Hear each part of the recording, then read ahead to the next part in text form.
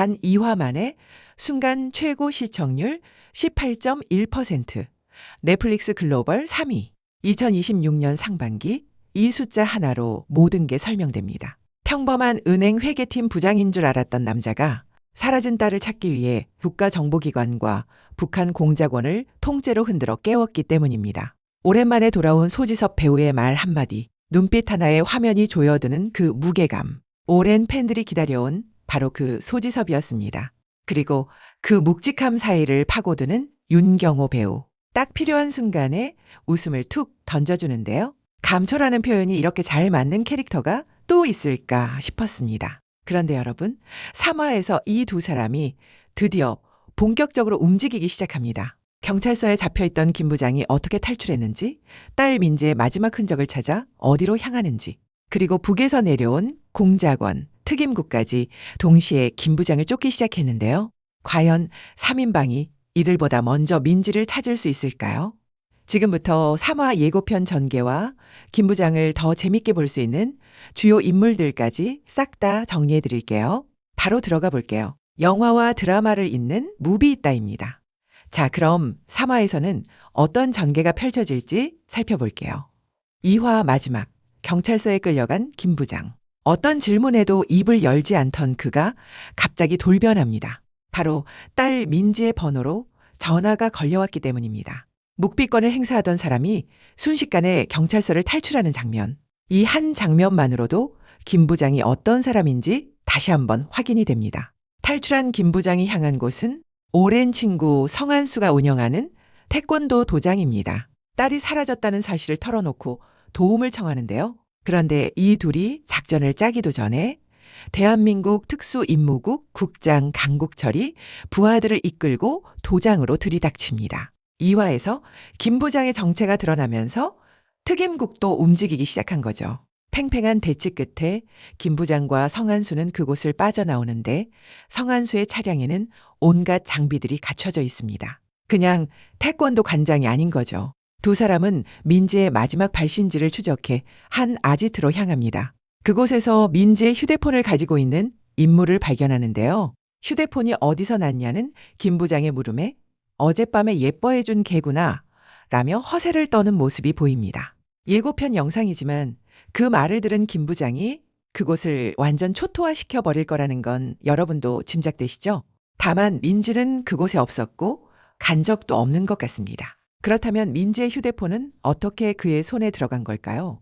한편 3인방의 또 다른 한 축, 박진철 라인도 따로 움직입니다. 김 부장, 성한수, 박진철이 1년에 한 번 모이는 자리에서 시비가 붙었고 박진철이 깔끔하게 마무리하긴 했지만 결국 임시 구치소 신세가 됩니다. 그런데 여기에 북한 공작원이 찾아옵니다. 김 부장의 정체가 드러나면서 북에서도 본격적으로 움직이기 시작한 건데요.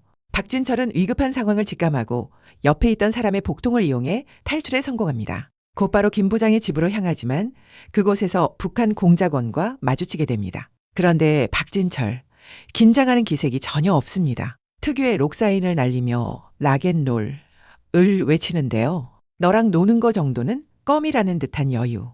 전직 특수부대 출신다운 면모가 이 장면 하나로 다 드러납니다. 그리고 다시 만난 김 부장에게 한마디를 던지죠. 북에서 너 죽이려고 내려왔어. 이 한마디로 3인방이 본격적으로 힘을 합칠 것으로 보입니다. 그리고 또 다른 흐름, 해리와 주강찬 라인입니다. 예고편에서는 주강찬도 이제 이 상황을 인지한 걸로 확인이 되는데요. 민지를 이 상황으로 몰아넣은 해리는 민지가 죽은 줄 알고 뒤처리를 부탁했었죠. 그리고 그 이후로 줄곧 불안한 모습을 보였습니다. 예고편에서 금이빨이 아직 등장하지 않은 걸 보면 해리가 직접 아버지 주강찬에게 사실을 털어놓은 것으로 보입니다. 주강찬은 비서에게 흔적부터 처리하라 지시하고 민철의 SNS 계정이 삭제되는 장면과 함께 민철이 쓰러져 있는 장면, 그리고 그곳에 비서가 비춰지는 장면이 보였습니다. 이 사실을 알고 있는 민철의 흔적을 먼저 제거하고 그 다음은 금이빨을 찾아가지 않을까 싶은데요. 그렇다면 민지는 지금 어디에 있을까요? 2화에서 트렁크 안에 있는 민지의 손가락이 움직이는 장면 다들 보셨죠? 민지는 살아있습니다. 예고편에서는 창고 같은 곳에 방치된 모습이 비춰지는데요. 김 부장이 민지를 찾기 전에 민지가 그 안에서 버텨낼 수 있을까요? 인물 소개에 보면 민지는 강인한 소녀로 표현되어 있습니다. 그 강인함은 아빠를 닮은 것 같은데요. 알고 보면 더 재미있는 김부장 드라마 주요 인물들에 대해 지금부터 살펴볼게요.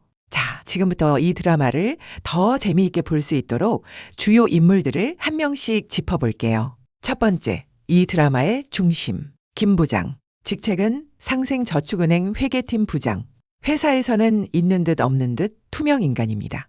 그런데 이 사람 공식 서류상 신분이 하나 더 있어요. 남북파 공작원 코드네임 66, 보호관찰 1호 김부장. 북한 수배 등급 1급 고위험 귀순자. 북파 기록 17회, 남파 이중 간첩. 존재 자체가 외교 문제인 사람. 젊은 시절 북한에서 훈련받고 남파된 공작원이었는데 귀순해서 지금의 삶을 살고 있는 거예요. 국가가 만들어준 이름으로 아무도 모르는 동네에서 딸 민지 하나 붙잡고 살아가는 아빠. 이 드라마의 소개에 이런 표현이 있어요. 세상에서 가장 평범한 아빠. 물음표가 붙어 있는 게 포인트예요. 평범하지 않은 사람이 평범한 삶을 선택했을 때 그 삶이 흔들리기 시작하면 어떻게 되는가? 그게 이 드라마의 본질이에요. 두 번째, 전설의 사나이 성한수. 직업은 동네 태권도 도장 관장. 그런데 이분 평범한 관장이 아닙니다. 태권도 올림픽 금메달리스트의 세계선수권 3연패. 쉽게 말해 전설이에요. 한반도를 대표하는 태권도 스타였지만 지금은 동네에서 태권도장을 운영하는 그저 평범한 아저씨입니다. 예고편에서 보면 사라진 민지를 김 부장과 같이 찾는 장면이 나오는데요. 성한수 차량 안에는 정보기관을 연상케 하는 첨단 장비들로 갖춰져 있습니다. 아직 밝혀지지 않은 이력이 확실히 더 있는 것 같은데요. 앞으로 이 팀이 어떻게 움직일지 기대가 됩니다. 세 번째, 이 팀에 숨겨진 에이스 박진철. 현재 직업은 초등학교 앞 교통봉사단원. 인물 소개에는 딸바보가 아니라 그냥 바보라고 되어 있어요. 그런데 이력서를 보면 얘기가 달라집니다. 전직 특수부대 천산부대 대령으로 전역, 북파 공작조로 활동. 현역 시절 수차례 김 부장과 함께 북파 공작조로 활동한 경력. 팔레스타인 공습 개입 3회, 급진 무장단체 LSS 소탕. 파키스탄 테러 조직 초토화 작전, 인디라 참전, 재리지구 폭력 임무 및 방어, 서아시아, 중동, 아프리카 내전 지역을 수차례 경험한 진짜 의미의 전문가예요. 1화에서 성한수가 이렇게 얘기했잖아요. 우린 그냥 안경 쓴 아저씨야. 그렇지? 근데 그 안경 쓴 아저씨가 예고편에서 구치소 나오자마자 락앤롤 사인을 날립니다. 이 정도는 노는 거지 라는 여유. 이 팀에서 가장 무서운 사람이 사실 이 사람일 수도 있습니다. 근데 무겁게만 느껴질 수 있는 드라마를 윤경호 배우의 특유한 코믹 연기로 아주 감초 같은 역할을 하는데요. 딸 다빈이의 티셔츠를 입고 다빈이인 것처럼 대화하는 아빠의 모습 정말 웃겼습니다. 앞으로도 3인방이 어떤 환상의 콤비를 보여줄지 정말 기대됩니다. 네 번째, 이 드라마의 진짜 빌런 주강찬, 주학건설 대표. 용역 깡패로 시작해서 건설까지 키운 인물이에요. 경호 조직이 특수부대 출신 용병들로 구성돼 있고요. 돈으로 안 되면 폭력을 쓰고 폭력으로 안 되면 세상에서 흔적도 없이 제거하는 사람으로 나오지만 딸 주애리 앞에서만큼은 누구보다 다정한 아빠로 나옵니다. 그런 딸 해리가 민지에게 지금까지 한 일을 알게 된다면 딸 해리를 위해 어떤 무소불능의 권력을 동원할지 상상이 되지 않습니다. 다섯 번째, 김민지. 얼굴은 엄마, 성격은 아빠를 닮은 평범한 고등학생입니다. 생일이 엄마의 기일이에요. 민지를 낳던 날 엄마가 세상을 떠났습니다. 그래서 민지는 생일이 제일 싫다고 합니다. 학교에서 주애리 패거리에게 시달리면서도 혼자 삼키고 버텼던 아이인데 아빠가 주애리 부모 앞에서 무릎을 꿇는 장면을 보고 터져버립니다. 아빠는 지금까지 뭐 했어? 걔네 아빠는 돈도 많고 백도 많은 회장인데 이럴 거면 나치를 말던가? 마음에도 없는 말인 거 알면서도 너무 화나고 억울해서 터져버린 말들이에요. 그 말의 진짜 의미는 이겁니다. 난 엄마도 없고 아빠밖에 없는데 아빠까지 내 편이 아니면 그날 친구 집에 잔다고 하고 외박한 뒤 지금 생사불명 상태예요. 그래도 예고편에서 손가락이 움직였습니다. 아직 살아있는 거예요. 다행히 인물 소개를 보면 생사를 넘나드는 위기에 놓이지만 자신을 기다릴 아빠를 떠올리며 끝까지 버텨내는 강인한 소녀라고 되어 있습니다. 정말 다행이죠. 마지막으로 이 드라마를 더 입체적으로 만드는 인물들. 강국철, 코드명 땅강아지. 특수임무국 국장으로 김 부장의 과거와 정체를 알고 있는 몇 안 되는 인물이에요. 민지 납치 사건을 계기로 김 부장은 다시 통제가 필요하다고 판단합니다. 김 부장을 미워해서 쫓는 게 아니에요. 그저 자기 일을 끝까지 수행하는 사람일 뿐이에요. 박강성, 남파 공작원, 김성규 배우 특유의 차갑고 날선 분위기가 이 캐릭터에 딱 맞더라고요. 김 부장의 남파 동기였던 박영광의 동생이에요. 형의 죽음이 김 부장의 배신 때문이라는 말을 믿고 복수하러 내려온 인물입니다. 만약 김 부장이 박영광을 배신한 게 아니라면 박강성의 행보도 달라질 수 있을지 주목해야 할 대상입니다. 금이빨. 별명 그대로 이빨이 전부 금이에요. 한때 나름 자리를 잡고 있었지만 주강찬에게 대들었다가 이빨이 모조리 뽑히는 대가를 치르고 하수인으로 전락한 인물이에요.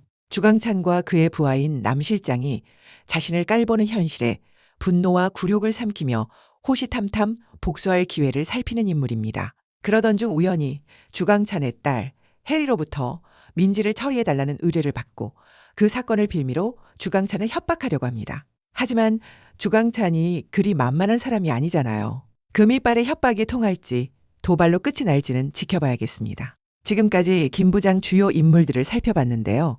사실 이 드라마 단순한 액션물이 아니에요. 국가를 위해 모든 걸 바쳤지만 이제는 그냥 평범한 아빠로 살고 싶었던 한 남자의 이야기예요. 그 남자의 가장 소중한 것이 사라졌을 때 그가 어떤 선택을 하는지, 그게 이 드라마가 보여주려는 거라고 생각해요. 3화에서는 성한수가 합류하고 박진철이 돌아오면서 3인방이 본격적으로 움직이기 시작합니다. 여기에 박강성의 난파, 강국철의 추적까지 더해지면서 드라마가 본격적으로 속도를 올릴 것 같아요. 민지는 살아있어요. 아빠를 기다리고 있어요. 그리고 그 아빠가 어떤 사람인지 이제 조금씩 드러나기 시작하겠죠. 3화 본방으로 함께 하시고요. 저는 다음 리뷰 영상으로 찾아올게요. 영화와 드라마를 잇는 무비있다였습니다.